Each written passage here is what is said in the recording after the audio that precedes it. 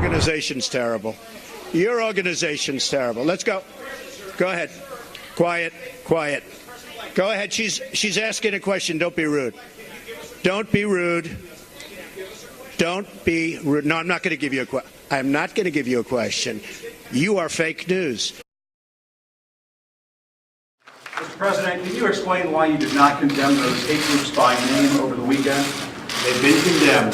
They have been condemned. And why are we not having a press conference today? You said on Friday we'd have a press conference. We had a press conference. We just had a press conference.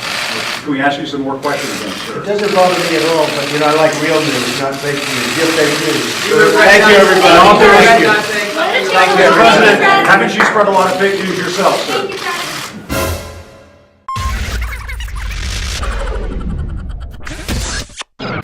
In several conferences during the year 2017, President Trump has been referring to the media and journalism as fake news.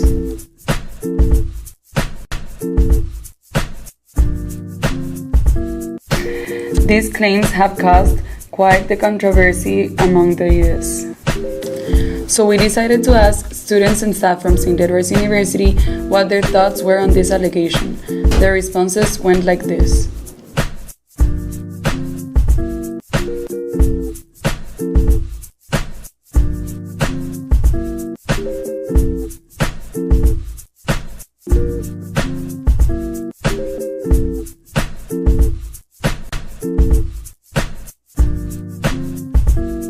I think he's wildly incorrect, mostly based on the fact that the news and media have always been, they're called like the watchdogs of politicians, and that they're supposed to be, fact-checking and calling politicians out on like their behavior. So I think it's like completely against like American values for him to be saying that.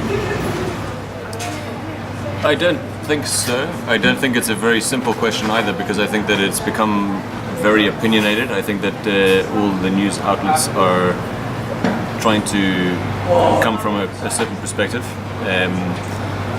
As far as Trump goes, I think he's using it as a manipulation tactic. I think that he's got no trouble lying to the American people and actually, producing fake news himself. But if something doesn't suit him, then he calls it fake news from the media, and I think it's a dangerous road to travel down. I think the consequences could be quite unpleasant. Well, first of all, I disagree with his viewpoint on fake news.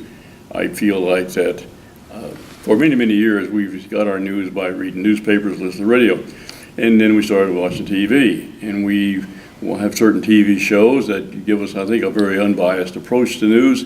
And then, of course, we have the national news channels in. And I really think, for the most part, that the national news channels do a good job of broadcasting what has happened, what is happening.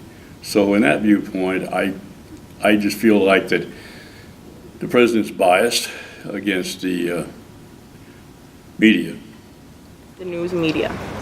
It's not great, because that's kind of leading towards terrible regimes we've had in the past around the world, like with Hitler and in North Korea. If you just have a leader who controls the press and the media, it's not great for the general population and their knowledge of what's going on. I think it goes against like the First Amendment, that freedom of expression, freedom of the press, because it's really reminiscent of the way dictators and fascism rise, because it's silencing the media, silencing that those other voices, and like it's going towards this all of our information should come from one voice, when it's kind of impossible for one person to have all the right answers and have all the facts right. Absolutely, but I think there also has to be a standard that the journalists get held to. I think that there's got to be some kind of verification or verifiable facts that go along with it. Of course, it's important for people to be able to express their opinions too, but when they do that, they should be very clear that those are opinions as opposed to facts, and it's very misleading a lot of the time when you can't discern the two.